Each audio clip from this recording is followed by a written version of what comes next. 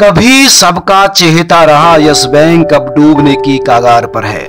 ऐसा बैंक जिसे औसत से ज्यादा ब्याज देने के लिए जाना जाता था, इसके दिन आजकल बहुत ही खराब चल रहे हैं। हालात इतने खराब हैं कि उसको बचाने की महीनों से कोशिश की जा रही है, लेकिन रिजल्ट नहीं आ रहा।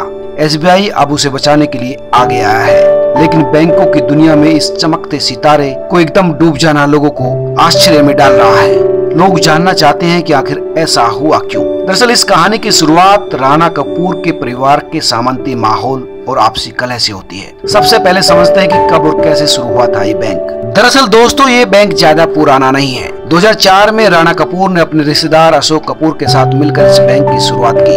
26/11 के मुंबई हमले में अशोक कपूर की मौत हो गई। उसके बाद अशोक कपूर की पत्नी मधु कपूर और राणा कपूर के बीच बैंक के मालिकाना हक को लेकर लड़ाई शुरू हो गई। मधु अपनी बेटी के लिए बोर्ड में जगह चाहती थी। यूं स्थापना के 7 साल बाद ही बैंक परिवार में कलह शुरू हो गई और आज नौबत यहाँ तक आ गई है।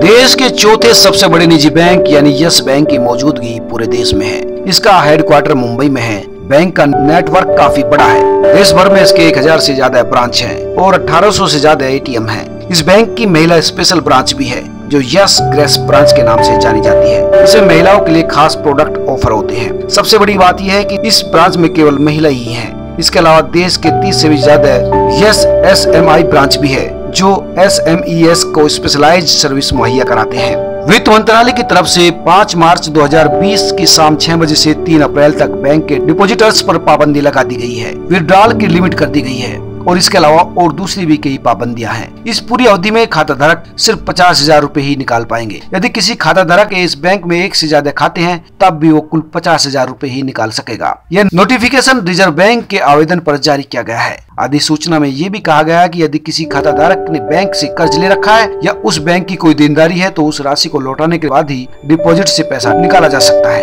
यानी कई तरह की पाबंदी इस बैंक पर और इस बैंक के कस्टमर्स पर लगा दी गई है। अब बात करते हैं यस बैंक के पारिवारिक संकट की। साल 2011 में जब अशोक कपूर की मौत हुई तो कपूर परिवार में कलह शुरू हो गई। अशोक की पत्नी मधु अपनी बेटी शगुन को बैंक के बोर्ड में शामिल कराना चाहती थी। मामला मुंबई की अदालत तक पहुंचा, जिसमें जीत राणा कपूर के पक्ष की हुई। थोड़े समय के लिए युद्ध शांत हो गया और रणवीर गिल को बैंक का MD अपॉइंट किया गया। इस दौरान कॉर्पोरेट गवर्नेंस से समझौते के मामले सामने आए और बैंक कर्ज की चपेट में चला गया। धीरे धीरे वक्त बदला और प्रोमोटर्स ने अपनी हिस्सेदारी बेचनी शुरू कर दी। किसी वक्त राणा कपूर बैंक में अपने शेयर्स को हीरा मोती बताते थे और कभी भी उसको बेचना नहीं चाहते थे। लेकिन अक्टूबर 2019 में नौबत यहाँ तक आ गई कि राणा कपूर और उनके ग्रुप की हिस्सेदारी घटकर महज 4.72% रह गई। 3 अक्टूबर को सीनियर ग्रुप प्रेसिडेंट रजत मोगा ने रिजाइन कर दिया। उन्होंने सितंबर में अपनी हिस्सेदारी बेच दी। यस बैंक के ग्राहकों की लिस्ट में रिटेल से ज्यादा कॉर्पोरेट ग्राहक हैं। यस बैंक ने जिन कंपनियों को लोन दिया उनमें अधिकतर घाटे में है। कंपनियां दिवालिया होने के कगार पर है, लिहाजा लोन वापस नहीं हुए और कंपनियां डूबने लगी। इस वजह से बैंक की हालत भी पतली हो गई। इसके बाद जब बैंक का संकट गहराने लगा तो बैंक के को-फाउंडर राणा कपूर को पद से हटा दिया गया। रिजर्व बैंक ने कहा कि वे बैलेंस शीट की सही जानकारी नहीं दे रहे हैं। 31 जनवरी को उन्हें पद छोड़ने को कह दिया गया। RBI ने बैंक पर 1 करोड़ रुपए का जुर्माना भी लगाया।